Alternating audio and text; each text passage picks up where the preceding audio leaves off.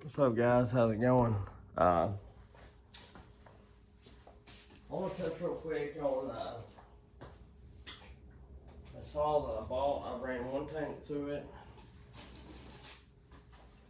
and I'm labeling it the cheapest saw on Amazon, or the cheapest saw that I can pretty well find. You know, big chainsaw, gas powered, yada yada yada. That I can find is $102 shipped to the door. Now, I ran one tank through it. It cuts good. I mean, it cuts decent. It does. It claims to be a 58cc saw. It is not a 58cc saw. I had footage of me cutting with it yesterday when it went raining. Today it's raining, so I'm not going to be able to cut with it. But somehow I've lost a lot of footage. Couldn't edit it and try to do some things, end up losing it. So I'm not real tech savvy. So anyway, therefore I don't have my initial unboxing nor the me running one tank through it and starting it back. The first day I got it, I ran a little bit, cut a little, tuned on it a little bit, and cut a little bit with it. And it tunes funny. It's they had it way fat from the factory like they do just about every overseas saw that comes. On the high jet, the low jet is more turns out than what you would normally expect it to be, but that's the way it is for it to run and to rev properly. Well,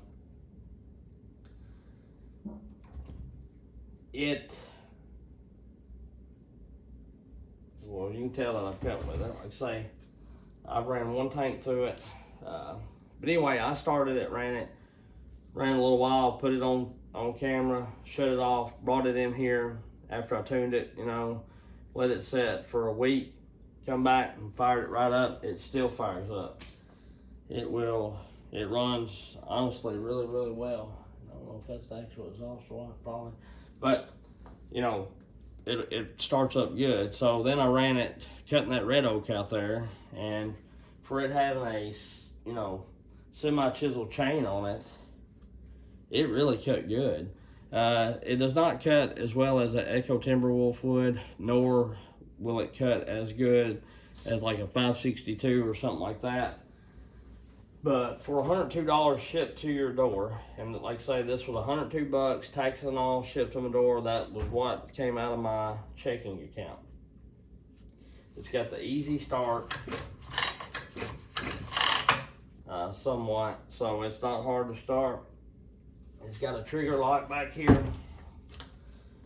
It don't idle it up. The on and off's a toggle. But all in all, it don't leak gas. It doesn't leak oil. The caps don't. The handle is some kind of like a cast aluminum or something. The chain bracket is very sissified. But I had all this apart. I was looking to see if you could get another carb for it, but the way the filter mounts down on the carb and all that, like the frame and intake is all made into the carb. It's not like two different pieces like on a Husqvarna, where you got your little air horn that come up and then the filter screws to it. This is made onto the carb. So it's, or like a steel, it's two different pieces. This is all kind of made into one. It's got a filter that comes loose. But anyway, I want to touch on this because I've been wanting to show everybody this, and like I've been trying to edit it and everything, and I've just been having a lot of trouble with my editing and everything because I didn't want to bore you with the parts of me tuning and, sitting there for 10 minutes revving on it, trying to get it right, which like I say, it now it runs good. It may not last for, it may not start the next time I go use it.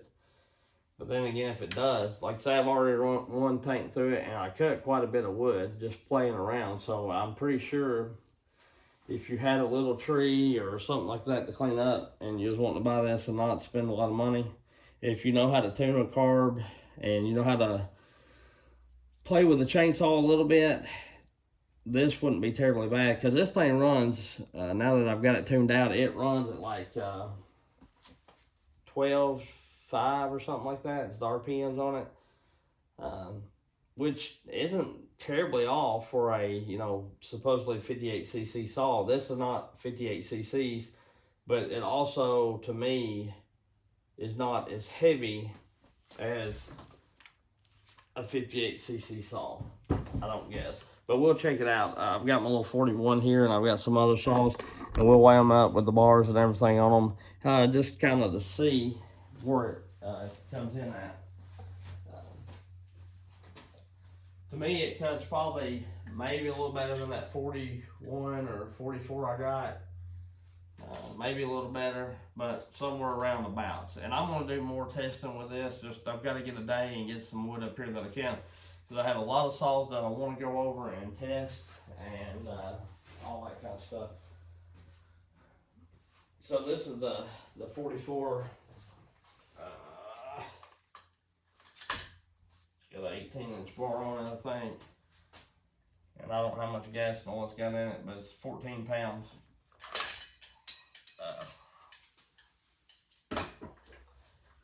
This one,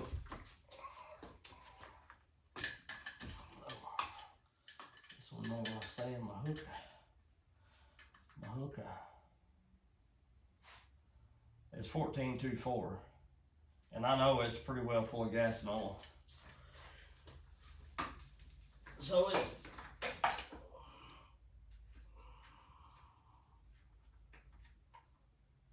that's probably got about a half a tank, half to 3/4 tank. Let's see what this old 44 got, because I run it some, and it's got about the same gas in it. So it's about the weight of a 40cc chainsaw, I guess. Old school 40cc chainsaw. And if you're not real hip and don't have a lot of saw stuff, like say, if I wasn't in the wood business, saw business, and all that kind of stuff, and I was just needing to cut one tree or needing a saw to prune a few things around the house every once in a while, then most definitely, then I would the file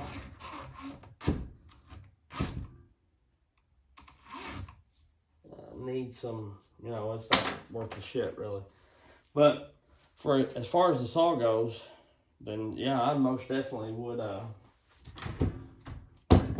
purchase this for a saw to keep around, just to prune limbs or whatever. Because it's already showed that it will start back after it's shut off, and that's a good thing. Now, if you let it sit forever, will it start back up and everything? It'll probably be like anything else, or maybe a little quicker to go bad. You know, the carb go bad.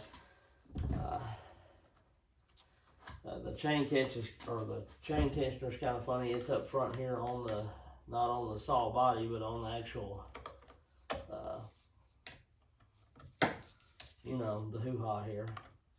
On the clutch cover, it's actually on the clutch cover, but it's on the front of it instead of the side of it. And the problem is, I'm tightening it, and I can't hardly get in here to see what I'm doing.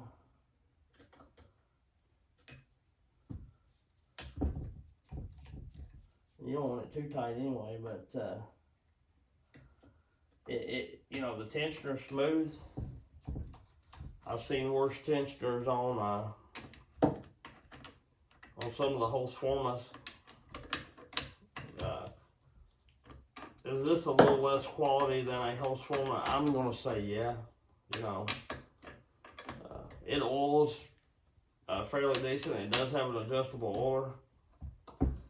But I'm going to say that, I'm going to go out on a limb and say that this is a little lower quality than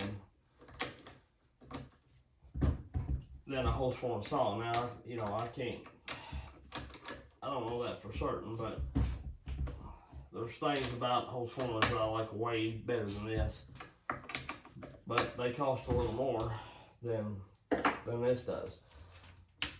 But in other words, what I'm getting at, for a saw that runs, starts, and and it's not too terrible on the Antivibe. You know, it's not that terribly of a chain, and it comes with this blue tuning screwdriver, just like a Holzforma sawwood, and it comes with this dinky little file. Come with this chain scabbard.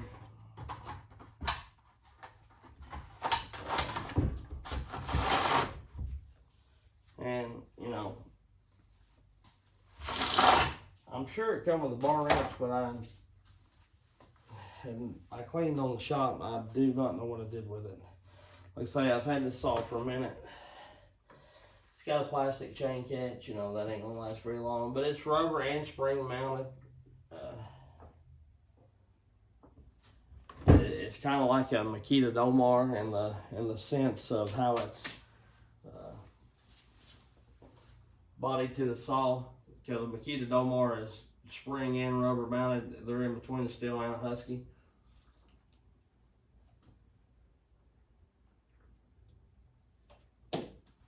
But anyway, I just want to hop on here real quick and show you this. Let me know what you guys think. If you want to see more about it, let me know. If you want to see it running, I'll do some videos on it. If you don't, I'm probably going to do a few videos on it anyway, just because you know, I want to see myself. Like I say, I've got, I'm trying to document tanks I run through it, so I've got one tank through it. One fill up. This is the second tank that's in it. So I'm hoping it comes alive, but a little more that it gets broke in. And I'll run it till it quits, and when it quits, what we'll do is we'll dissect it and see how bad the wear actually is on it. I don't know what this is supposed to be a replica of, but it just says Chainsaw CS5800, and it says mix the gas 25-1, and that's it. So anyway, that's that. I hate that, like I say, I hate that I lost all the footage on that daggum, because I had one tank cutting it, which, you know, that wasn't very exciting. Y'all would have probably got bored just watching me cut with it, but I have cut one tank. And well, you can see I'm starting to get a little color on the bottom of the bar. It's cutting that hard old red oak that's dried out and been out there forever. It does need a filing, so we'll sharpen it up and then we'll get back at it. Anyway, that's at the end of this one. This video number will be, let's do 82 on it. And I'll catch y'all on the next one. See ya.